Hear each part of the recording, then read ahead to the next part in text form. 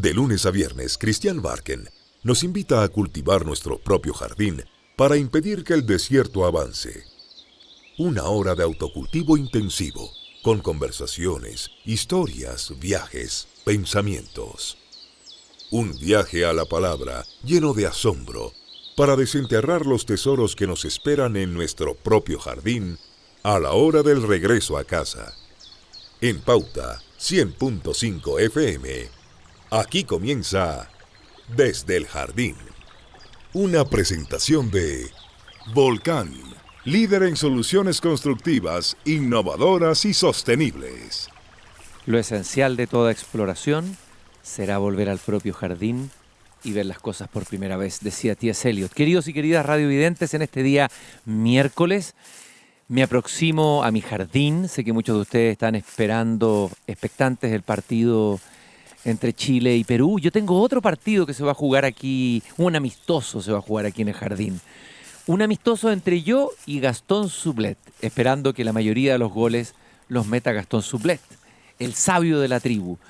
Porque el día lunes lanzamos su último libro, aparecido por la editorial El Mercurio, Cartas Públicas, Ideas y Reflexiones de Gastón Sublet. Tengo aquí este notable libro entre mis manos.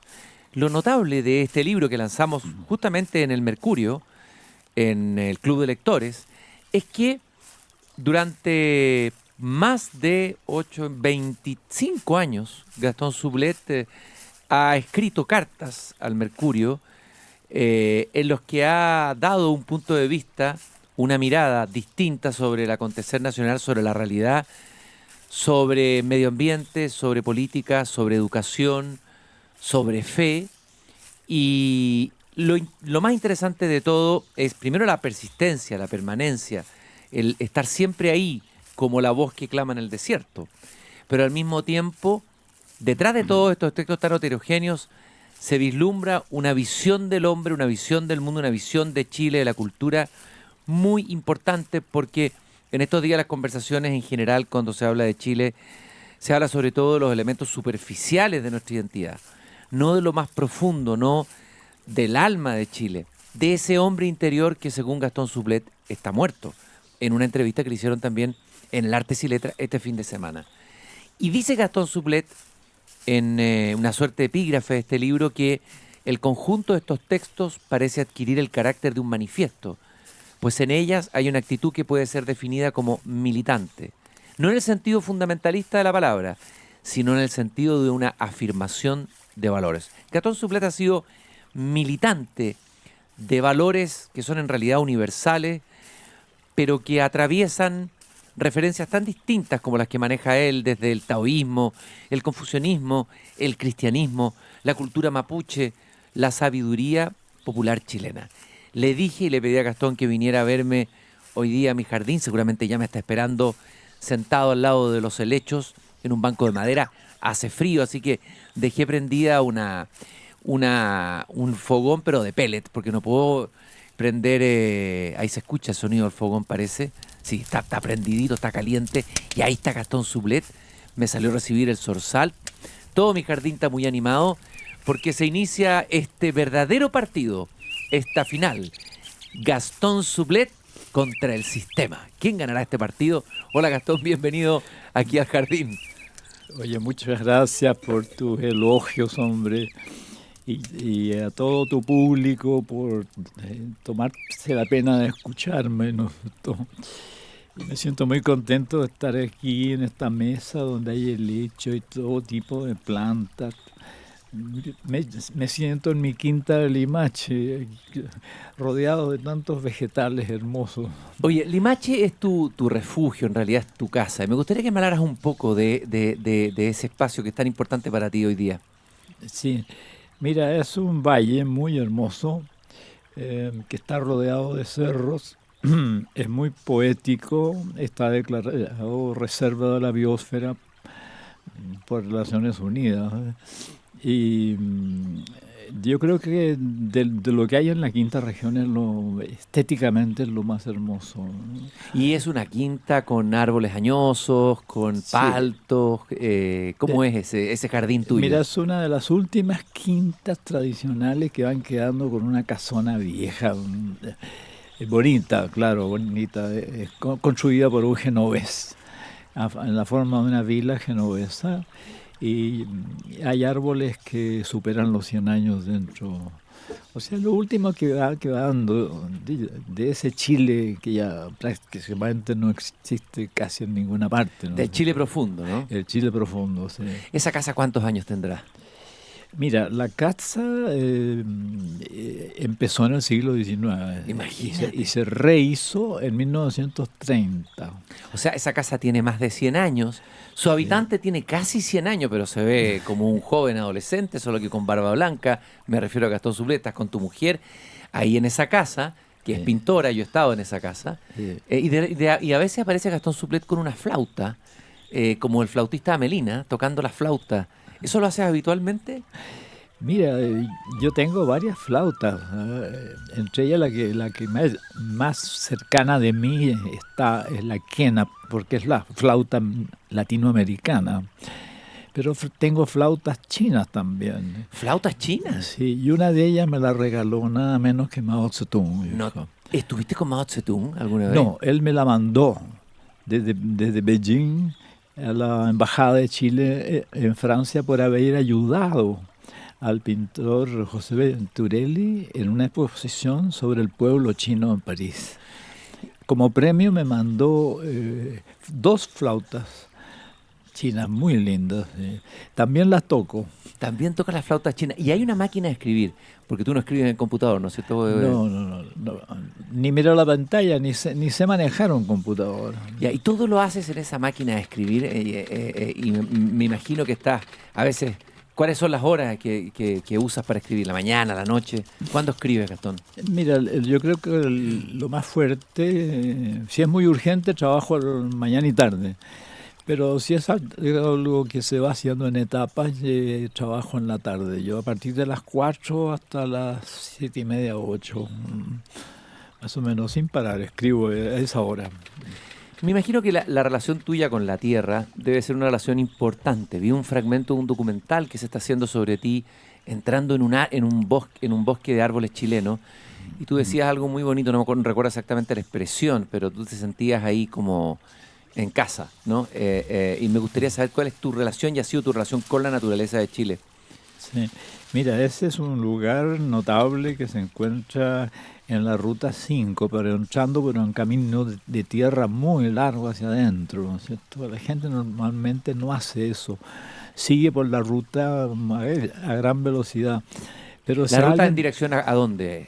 Si a alguien de repente se le ocurriera, por ejemplo, frente a Runge, frente a Montenegro, hay 2 caminos de tierra que van hacia el oriente, que alguien por curiosidad dijera, a ver, entremos por este camino de tierra, ¿cierto? A ver qué es lo que encontramos, y van a parar a los Andes, pasando por colinas, valles donde no hay nadie, y donde lo único que hay son los recuerdos de los pueblos originarios que ahí vivieron, porque tú encuentras pedazos de cerámica, encuentras puntas de flecha, ¡Qué maravilla! botados en el suelo. Sí. Oye, Gastón, yo sé que tú antes también subías cerros y hacías tus rituales en algunos cerros y siempre has hecho esas caminatas, has sido un caminante, y has recorrido rincón a rincón muchos pedazos de Chile, la zona central y otros lugares. ¿Cómo eran esas caminatas y cómo eran esas ascensiones? ¿Y cuáles fueron las más emblemáticas para ti?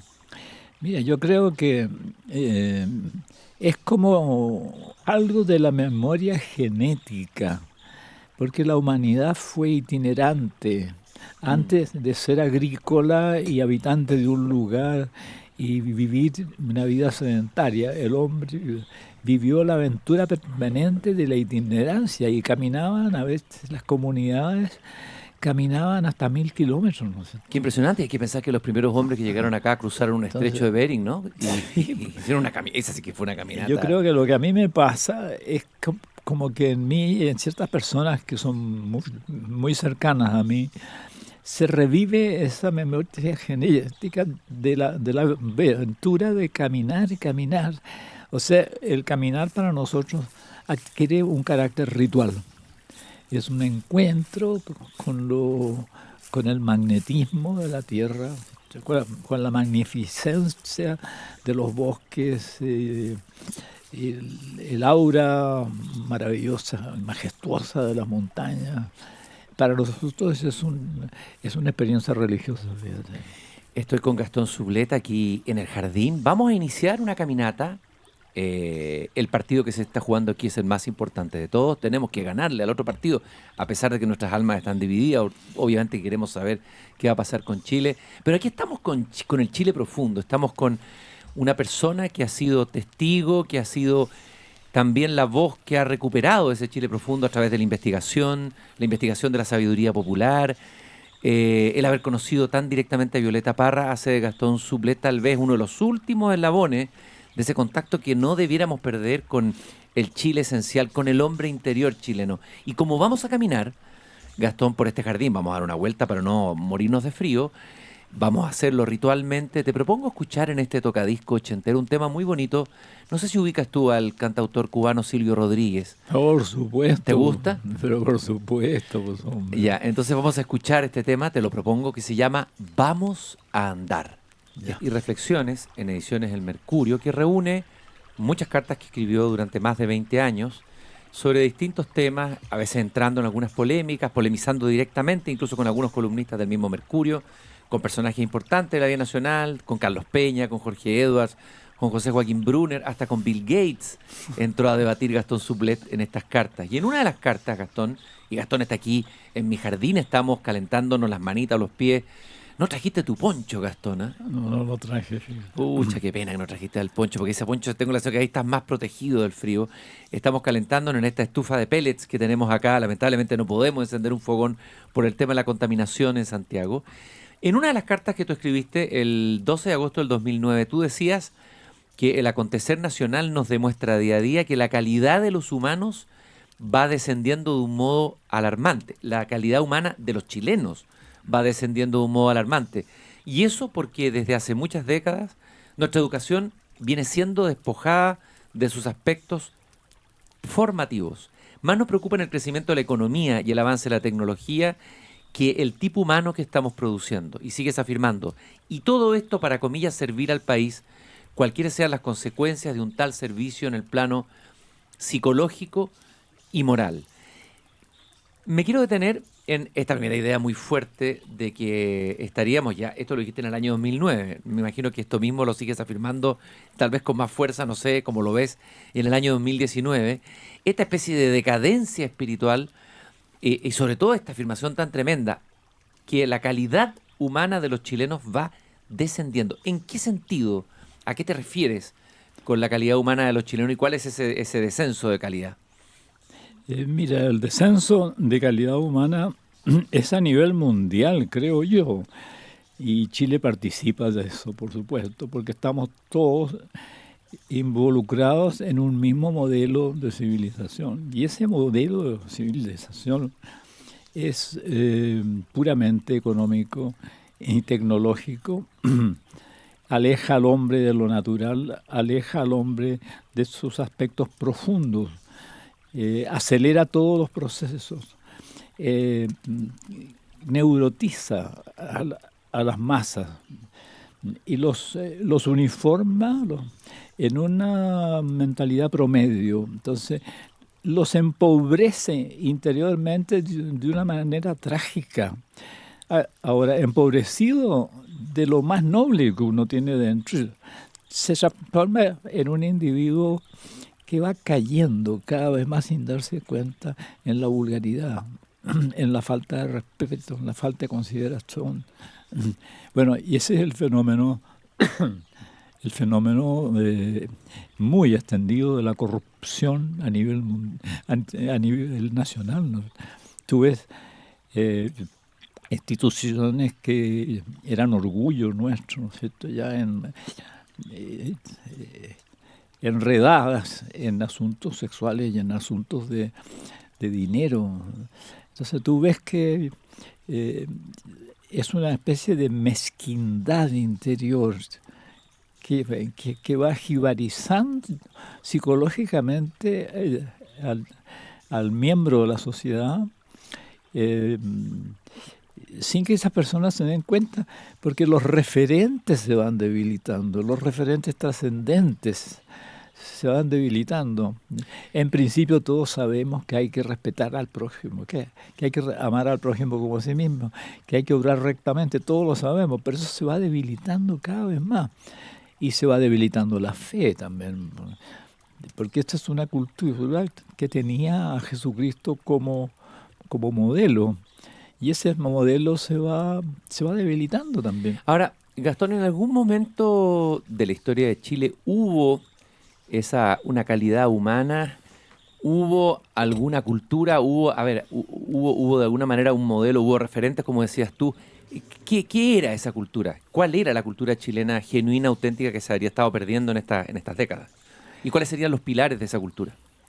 Sí, mira, yo creo que cuando un pueblo está en posesión plena de su cultura, está protegido, tiene virtud, tiene sabiduría, tiene creatividad. Eso es un pueblo realmente. Ahora, viene una influencia tremenda. Tú haces siempre la distinción entre pueblo y masa. O sea, que hoy día que habría una masa y no un pueblo, ¿no? A eso quiero llegar. Viene otro modelo, un modelo mecanicista, puramente económico y tecnológico, invade el país, invade a nuestra sociedad, debilita nuestros principios, debilita nuestras tradiciones. Y en esas tradiciones había virtud, había sabiduría, había creatividad, ¿no es cierto? Quiero detenerme en lo primero, la palabra virtud, en latín, virtud, ¿no? Y hay una distinción muy importante que tú le hiciste cuando lanzamos el libro el día lunes, Sí. juntos ahí en el Club de Lectores del Mercurio.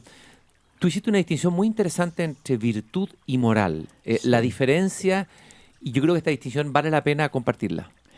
Mira, yo parto de la sabiduría popular chilena. El sabio popular anónimo que ha existido en otros tiempos en las comunidades rurales de Chile. Él acuñó los refranes, él contaba cuentos, él cantaba los divinos, hacía décimas, ¿ya? Ese hombre ha dicho lo siguiente: la virtud es divina, la moral es humana. O sea, si entendemos por virtud la tendencia espontánea, no coercitiva, de amar a nuestro prójimo como a nosotros mismos y de obrar rectamente en todas circunstancias, si eso es un atributo de la persona, sin esfuerzo, es una persona que nació así, con el corazón bien puesto.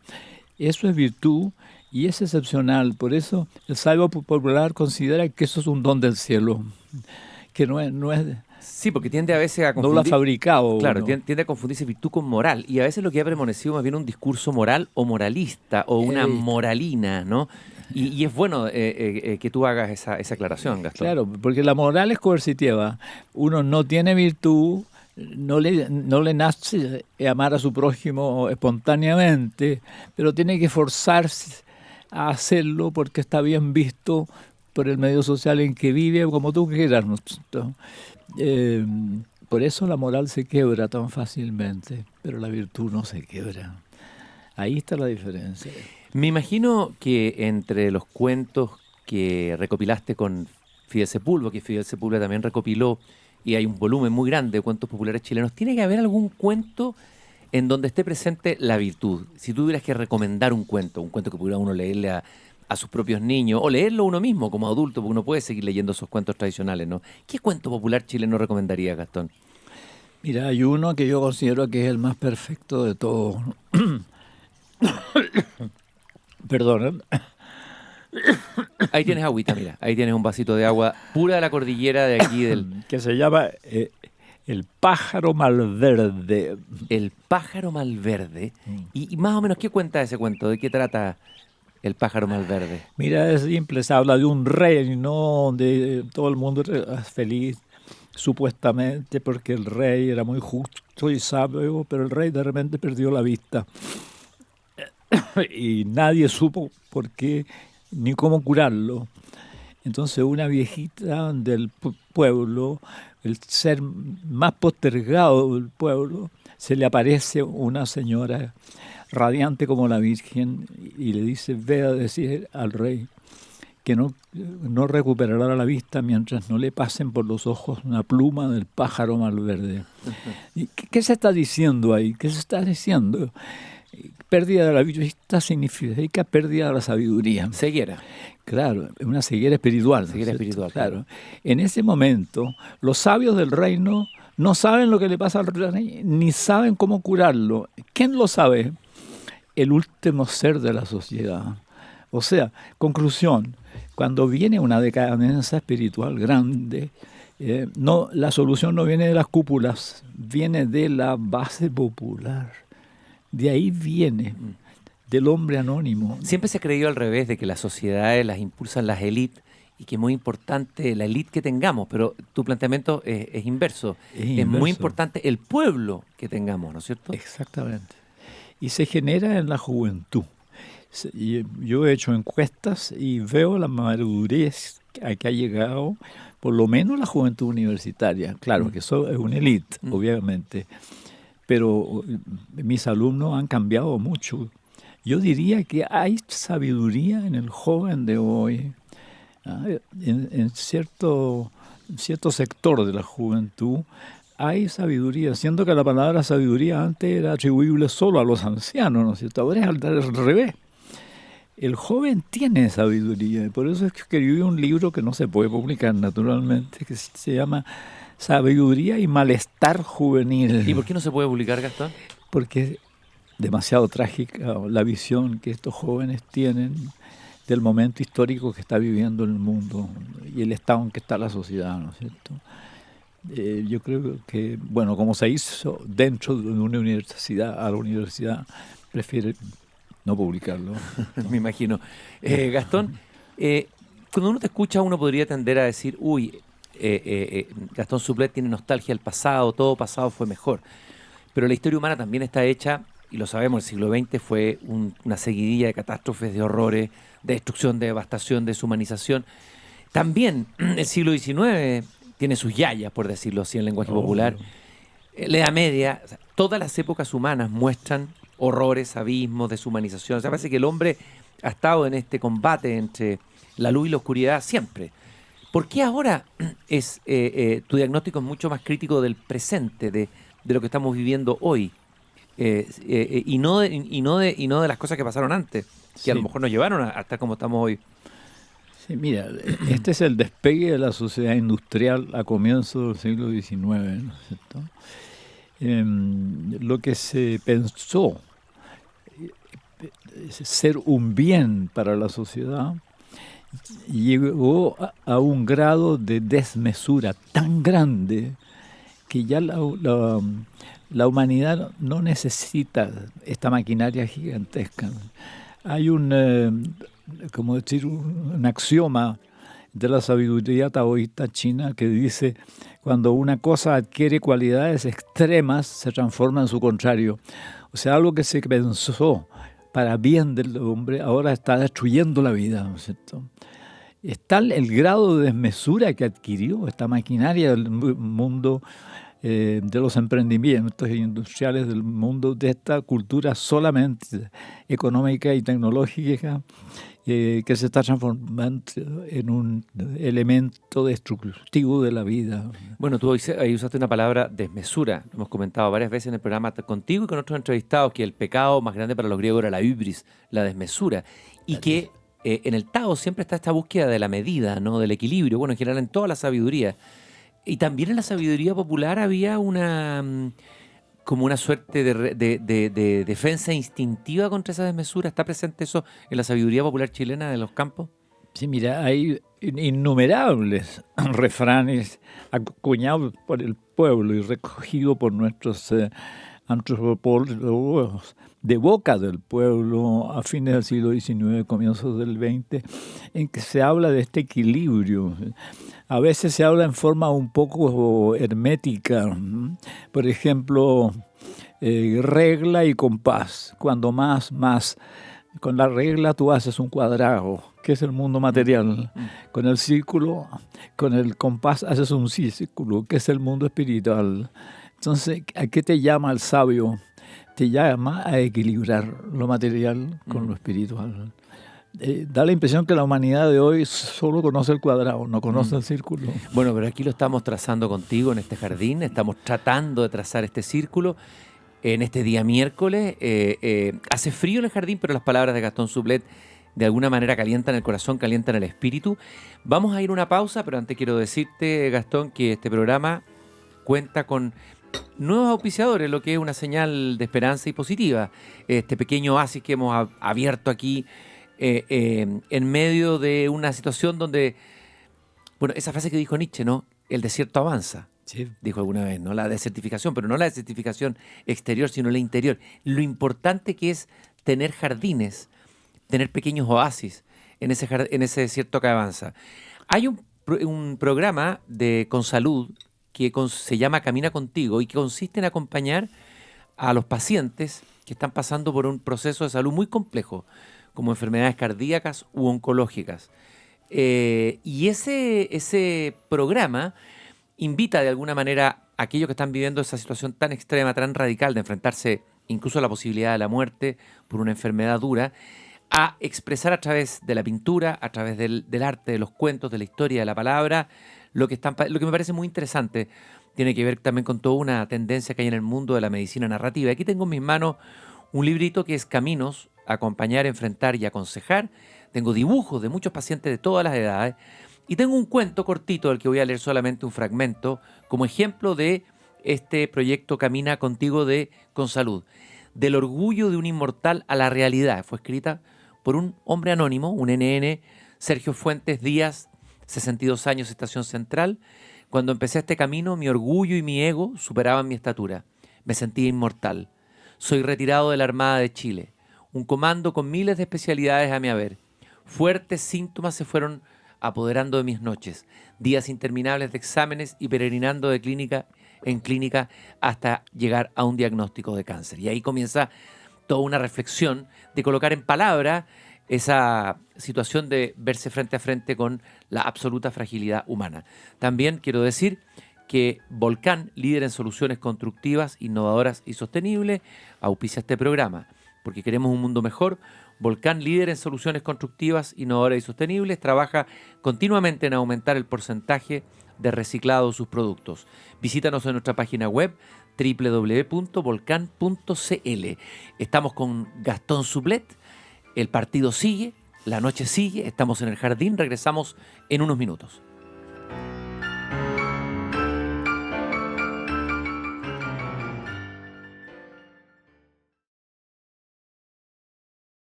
Seguimos conversando desde el jardín con Cristian Barken en Pauta 100.5. Una presentación de Volcán, líder en soluciones constructivas, innovadoras y sostenibles. Esto es con Gastón Sublet, estamos calentándonos aquí en torno a una suerte de fogón improvisado. Hace frío en el jardín, pero la conversación nos va calentando el espíritu, nos va calentando el alma en tiempos, como diría... Tú que estás hablando tanto del diagnóstico de la crisis espiritual del mundo contemporáneo occidental, todas las de este constructo tecnológico financiero. Hay un poeta, Federico Hölderlin, que hablaba de los tiempos de indigencia, los tiempos de miseria, pero no de miseria económica, los tiempos de miseria espiritual. ¿Podríamos decir que estamos en esos tiempos, como los cantó Hölderlin a finales del siglo XIX, cuando él dice, ¿para qué poetas en tiempos de indigencia? Uno podría preguntarse ahora, ¿para qué sabios en tiempos de indigencia? A ver, la pregunta no la entiendo bien. El poeta decía, ¿para qué poetas en tiempos de miseria? Porque dice, ¿qué sentido tiene la poesía en un mundo ya que perdió completamente el sentido espiritual y que es pobre espiritualmente? Lo mismo podríamos preguntarnos hoy día, ¿para qué sabios en tiempos de indigencia? La pregunta mía es, ¿vivimos tiempos de indigencia espiritual y cuál es esa indigencia? Mira, habría que distinguir ahí, ¿eh? El modelo de civilización vigente es el que está en decadencia. Eso no quita que por la polaridad de todo va a acontecer, empiece a aparecer el otro polo, donde la gente rechaza esto, busca conocerse a sí mismo, busca vivir una vida más auténtica, busca educar a sus hijos de una manera que no los instrumentalicen, busca fortalecer el núcleo familiar, busca tener una vida interior que le dé sentido trascendente a su vida. Esa polaridad está ocurriendo, pero no pertenece al sistema. El sistema se va degradando cada vez más. Mientras más se degrada el sistema, más numerosos son las personas del otro polo. Yo decía en la reunión donde tú me entrevistaste, en el Mercurio, que los países célticos llevan la delantera en esto. Me refiero especialmente a Escocia e Irlanda, donde las comunidades están muy desarrolladas. De este tipo de gente, que no quiere lucrar, no quiere hacer del lucro el centro de su vida. Quieren conocerse a sí mismos y vivir una vida auténticamente humana. Para eso ellos resucitan antiguas tradiciones de los países célticos, donde hay virtud todavía, donde hay sabiduría, donde hay una manera armónica de relacionarse con la naturaleza, por ejemplo. Gastón, tú que has sido profesor durante décadas, durante mucho tiempo en la Universidad Católica, en estas cartas publicadas por el Mercurio, cartas públicas y días de reflexión, en una de esas cartas, bueno, en varias en realidad, te refieres a una expresión que se ha usado mucho de decir que la educación debe estar al servicio del desarrollo del país. Y que suena muy bien, ¿no? La educación debe estar al servicio del desarrollo del país. Pero sin embargo, tú te metes, tú picas fino aquí y dices, eso es una frase de buena crianza, pero no es el verdadero objetivo de la educación. Y me gustaría que me aclararas ese punto, Gastón. Sí. Mira, yo citaría en este caso al Mahatma Gandhi, el más grande sabio de la India del siglo XX, ¿no? El hombre más santo del mundo en ese momento. Él decía que en la educación el verdadero maestro lo que logra es sacar lo mejor que tiene este individuo en el fondo de su alma, ¿no? Para eso hay que llegar a ese punto de la conciencia que se llama el espíritu. Ahora, él podía hacerlo porque él vivía en el espíritu. Lograba sacar lo mejor de la gente de su entorno, que tenía miles de discípulos, entre ellos muchos europeos, ¿no? Y que para ellos haberse encontrado con el Mahatma Gandhi era el punto cúlmine de su vida. Yo recibí toda esta enseñanza en forma indirecta, porque un discípulo directo, él fue mi maestro. Lanza el basto, ¿no? Claro, entonces él insistía mucho en esto. La educación es sacar lo mejor.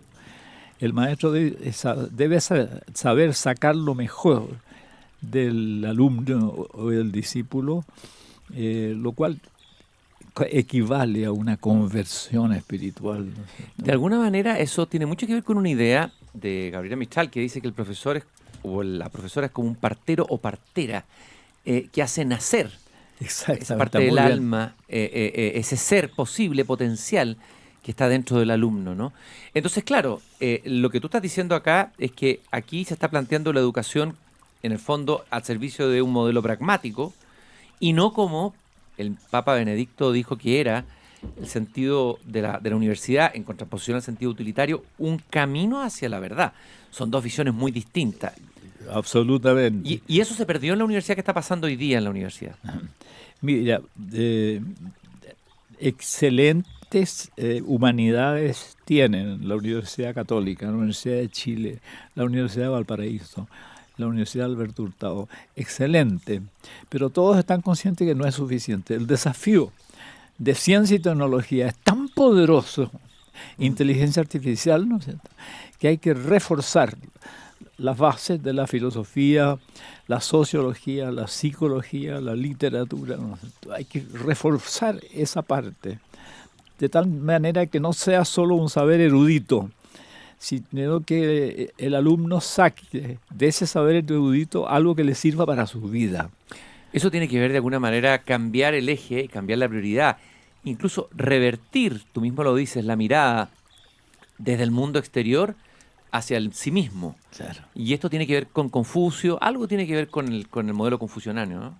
De Confucio. Tiene que ver, claro, y con Lao Tse y con los grandes maestros de la India. O sea, si uno no sabe penetrar en las profundidades de sí mismo, siempre vivirá en la epidermis.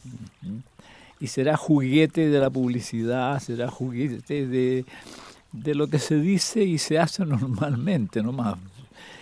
Pero mira, yo creo que este modelo puramente económico y tecnológico no le conviene una educación que logre sacar lo mejor del hombre, ¿no es cierto? Porque ¿cuál es el interés de los grandes emprendimientos industriales del mundo? ¿Cuál es el interés? Es que tú seas un buen consumidor y un buen usuario y nada más, ¿no es cierto? Entonces, estos intentos de suprimir la historia, de suprimir la filosofía, van en ese sentido. O sea, tú puedes decir, ¿y eso lo hacen conscientemente? Bueno, yo lo propongo, que cada uno saque sus conclusiones, ¿no es cierto? Pero es coherente. Viene un mundo de inteligencia artificial, viene un mundo donde las exigencias de ciencia y tecnología serán cada vez más fuertes. Necesitamos buenos consumidores y buenos usuarios, pero no personas con sentido crítico. Gastón, tú hablaste ahí de los maestros, hay quien alguien hizo una vez, le escuché decir una distinción, incluso una escala. Abajo está el locutor, que es el profesor que dicta materia, luego viene el profesor, que es el que enseña bien esa materia de forma interesante, con buena metodología, pero arriba está el maestro, que es el que cambia la vida. Y me gustaría brevemente hacer un recorrido contigo para tener, porque como hoy día se han perdido la referencia a la dimensión de lo que significa un maestro. Vamos a hablar primero de Confucio, como maestro. ¿Cómo fue él como maestro y cuál dirías tú que es el corazón de su pedagogía o de su enseñanza o de su escuela? Sí, él vivió en un tiempo de decadencia del imperio antiguo. El imperio se dividió en 7 reinos que combatían permanentemente y al cabo de unos 2 siglos y medio, la China de aquellos tiempos había perdido 20 millones de hombres. 20 millones de hombres en el siglo VI antes de Cristo es un genocidio, ¿no es cierto? Y eso lo había predicho Lao Tse, que eso llegaría en un momento. En ese momento aparece este gran maestro, Confucio, ahora con un ascendiente espiritual tremendo. Son los hombres que tienen una gran misión, obran casi por presencia nada más, ¿no es cierto? Bueno, él enseñaba una doctrina ética interesante. Por ejemplo, te voy a citar una frase de él, un párrafo de él. Cuando un santo emperador de la antigüedad quería poner orden en el imperio, empezaba por poner orden en su casa. Para poner orden en su casa, ponía orden en sus pensamientos. Para poner orden en sus pensamientos, ponía orden en su corazón. Lo cual significaba que escrutaba, investigaba las causas ocultas de sus propios actos. O sea, él se preguntaba, ¿puede que las decisiones que yo esté tomando no sean las justas? ¿Por qué? Porque me estoy dejando llevar por un resentimiento, por un odio. Él investigaba la autenticidad de sus decisiones. Qué interesante sería que los líderes mundiales de hoy, tan volcados a lo exterior, tan hiperkinéticos, desde luego el presidente de Estados Unidos en primer lugar, sin querer pelar a nadie en particular, presidentes y líderes políticos de todo signo político, hicieran este trabajo confusional. ¿Qué pasaría, no? Si empezaran a escrutar su corazón o hicieran lo que dijo Heráclito del Oscuro cuando dijo, me he investigado a mí mismo. Ese fue otro sabio de la antigüedad, mira cómo coincide con Confucio. ¿Qué pasaría si los líderes del mundo de hoy hicieran ese trabajo que sugería Confucio? El otro gran maestro, obviamente, que es Lao Tse, Y me gustaría que habláramos de ese maestro. Estamos haciendo una antología de maestros a través de la historia. Brevemente, ¿cuál fue el corazón de la pedagogía de Lao Tse? Mira, la dupla Lao Tse-Confucio equivalen a dos aspectos de la cultura china. Ya la cultura china estaba transformada en un poderoso imperio. Eso no se puede volver atrás. Entonces necesitaban un maestro como Confucio que no pusiera en duda las bases del imperio, ¿no es cierto?, porque eso era inútil, sino que lograra que se enfrentaran a sí mismos los gobernantes y descubrieran, se desarrollaran interiormente para que tuvieran acceso a lo mejor de sí mismos y pudieran gobernar con justicia y con sabiduría. Eso, pero Lao Tse es el hombre que recuerda lo perdido de cuando la sociedad china vivía inserta en el orden natural. ¿Hay como una suerte de nostalgia en Lao Tse? Sí, hay una cosa nostálgica de una sociedad mucho más no tan pretenciosa en lo material, ¿no es cierto?, porque era un imperio muy poderoso. Basta mirar la muralla china para darse cuenta del gigantesco poder de ese imperio. Él no quería eso, él decía, esto nos va a llevar a la ruina, y de hecho lo llevó a la ruina. La desmesura de las realizaciones de las dinastías de la época produjeron este estallido del Estado y esta división del imperio en 7 reinos combatientes, donde quedó el desastre, ¿no? Y si uno tuviera que resumir la esencia del taoísmo, aquella que tú dirías que es la más vigente hoy día, la que nos serviría más como seres humanos hoy. Claro, renunciar al lucro, ¿cierto?, vivir lo más cerca posible de los ritmos naturales, hacer la paz consigo mismo. Qué bonita esa expresión, ¿eh? Hacer la paz consigo mismo, ¿eh? Sí. A través de la meditación logra tú pacificar tu corazón y eso automáticamente te acercará a la naturaleza, porque la naturaleza es el orden de donde el hombre fue colocado originariamente. Ya la misma Biblia lo dice. Gastón, y el tercer maestro por el que te quería preguntar, y que tú lo llamas el mejor educador de la historia, según tú, que habría sido San Pablo, mejor incluso que Platón.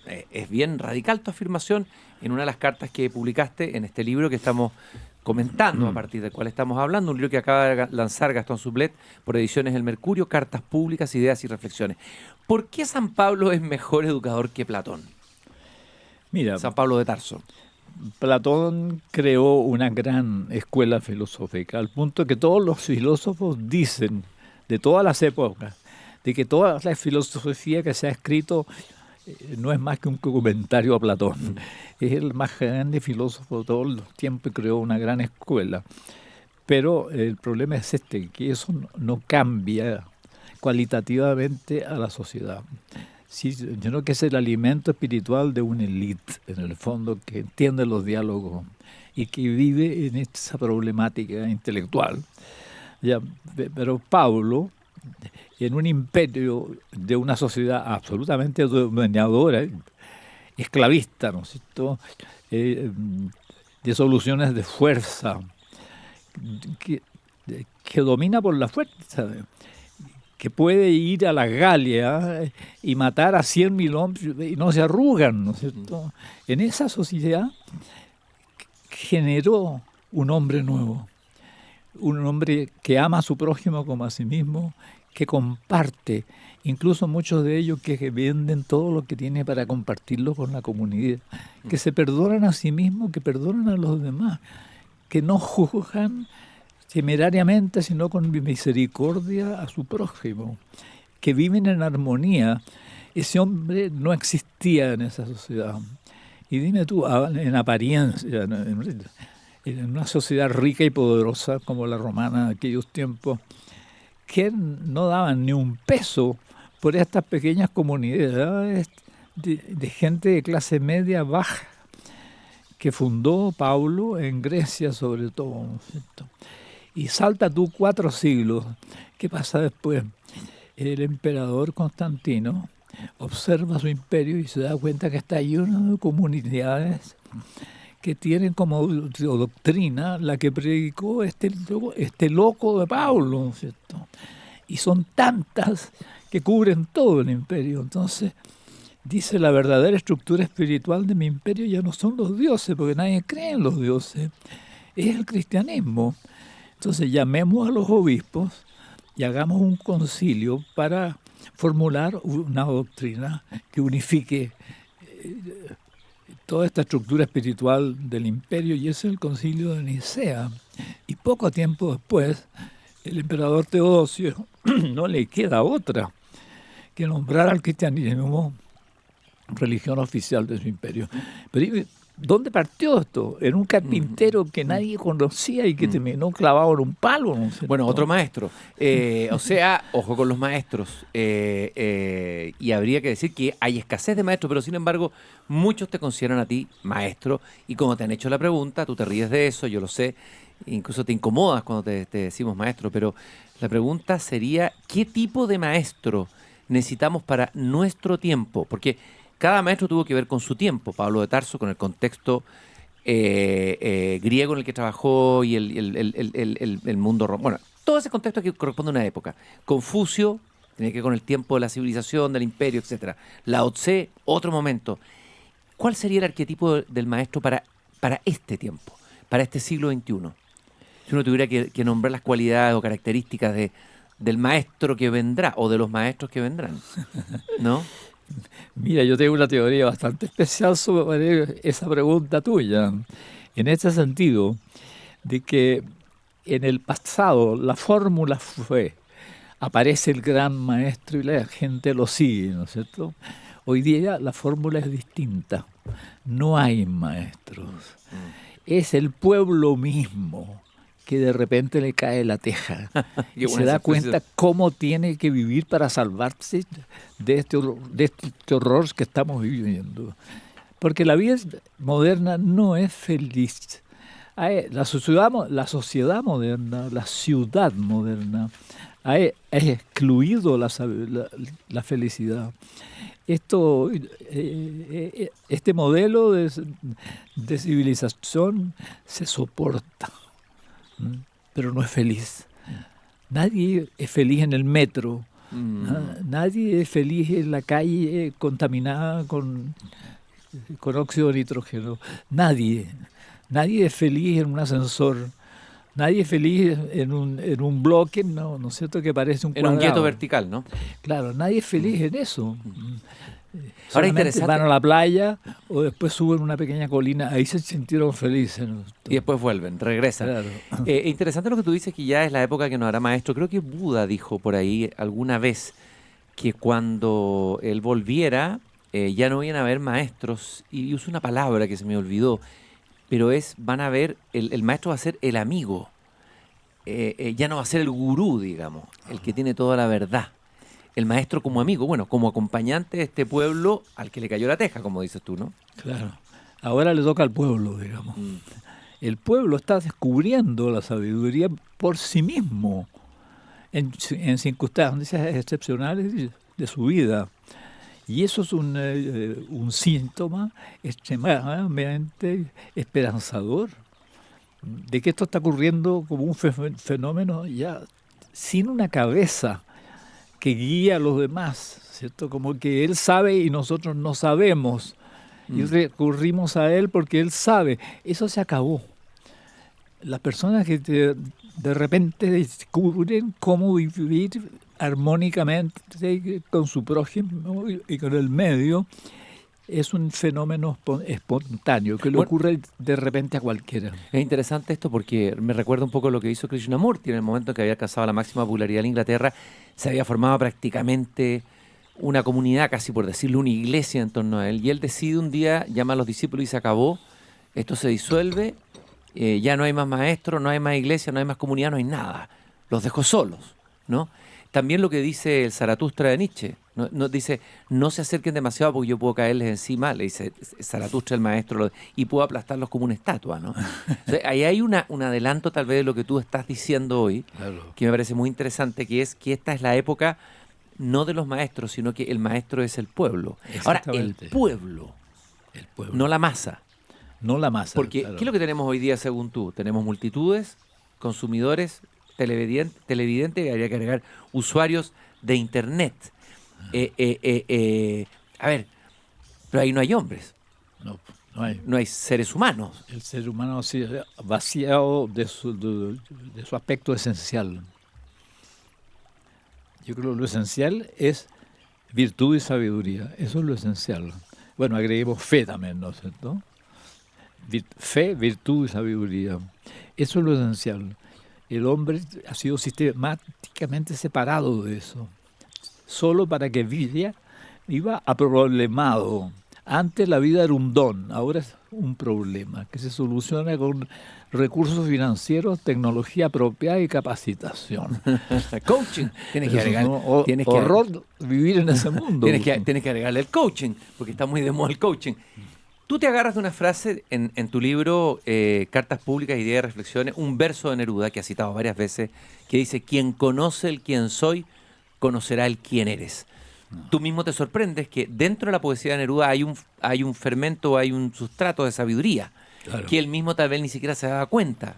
Se supone que la visión de Neruda era una visión más materialista, más reductiva del ser humano. Sin embargo, aflora esta idea cuando él dice: quien conoce el quién soy, conocerá el quién eres. Me gustaría que comentaras esa frase en el contexto de lo que estamos hablando, Gastón.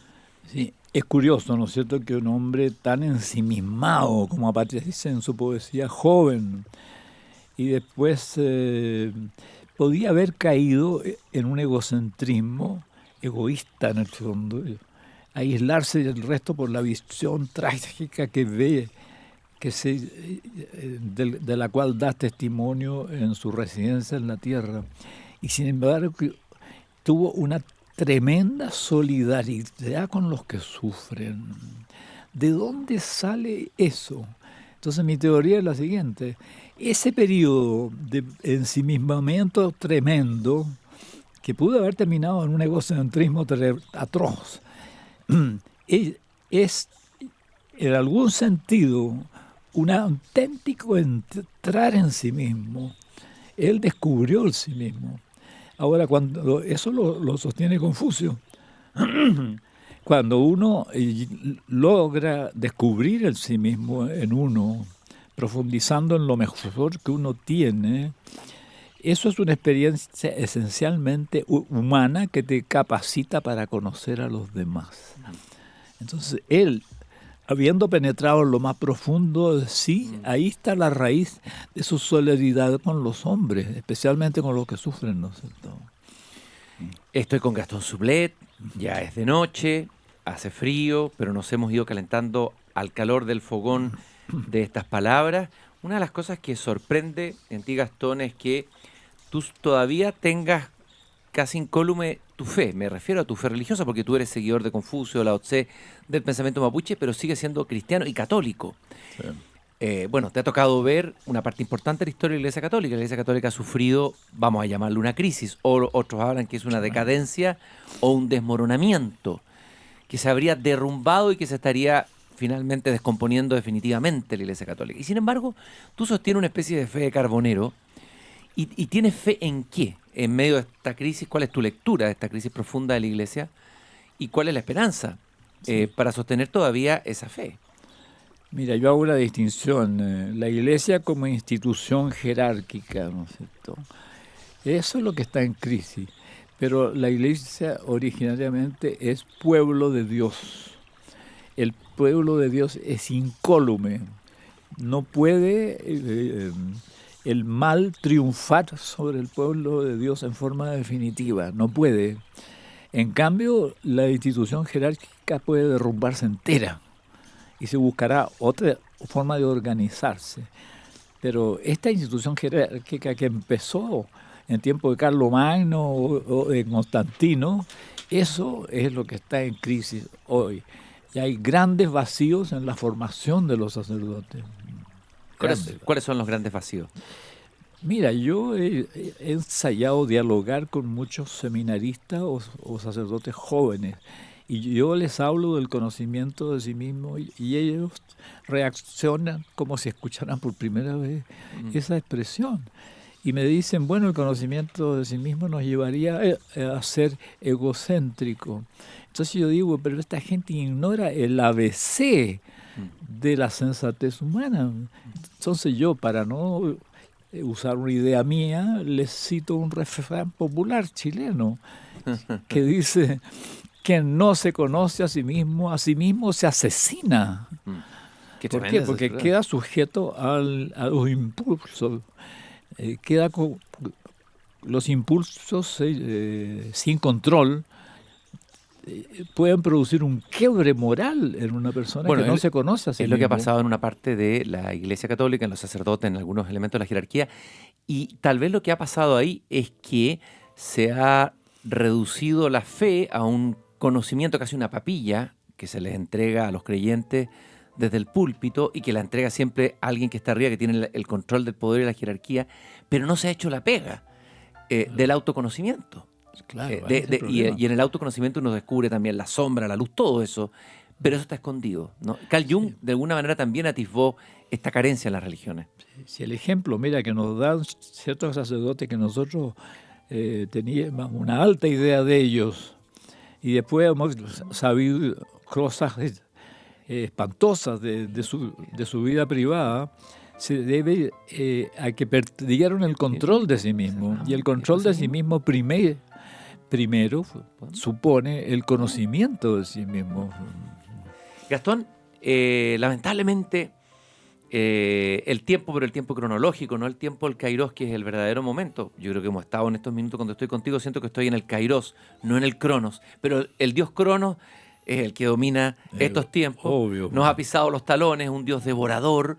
Me imagino que ya estarás cansado de mis preguntas y querrás descansar. Bueno, tengo aquí una camita si quieres quedarte en la cabaña a descansar y seguir la conversación después. No sé si te anima o cómo estás de energía. No, estoy bien. Mira, tengo que ir a la Universidad Católica a recibir las pruebas escritas de mis alumnos. Ah, perfecto. Entonces te quedas durmiendo, yo te preparo. Es una cama muy sencilla, casi de monje. Y mañana vas a la Universidad Católica a recibir las pruebas de tus alumnos. Yo te quiero agradecer muchísimo, Gastón, el haberme acompañado aquí en el jardín. Invitar a todos los que nos escuchan a buscar este libro, este conjunto de cartas de Gastón Sublet, Cartas Públicas, Ideas y Reflexiones. Y yo te agradezco a ti, pues, hombre, darme esta tribuna para difundir mi pensamiento que me sale del corazón, ¿no? ¿Cuál es el órgano más importante del hombre? ¿La mente, el corazón? ¿Cuál? Bueno, según la tradición más antigua de sabiduría, es el corazón.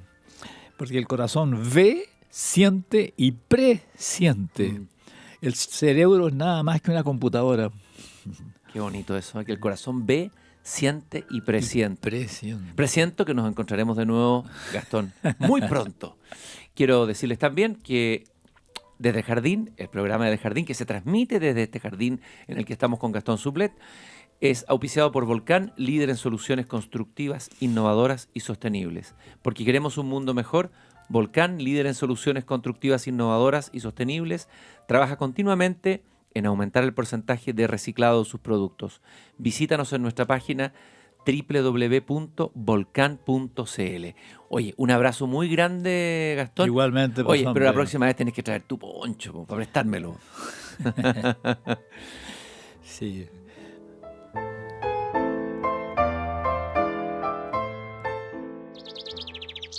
Es hora de entrar y cerrar la puerta por hoy. Mañana, Christian Barken nos invita a volver a salir al aire libre para cultivar las ideas y las palabras desde el jardín, en Pauta 100.5. Una presentación de Volcán, líder en soluciones constructivas, innovadoras y sostenibles.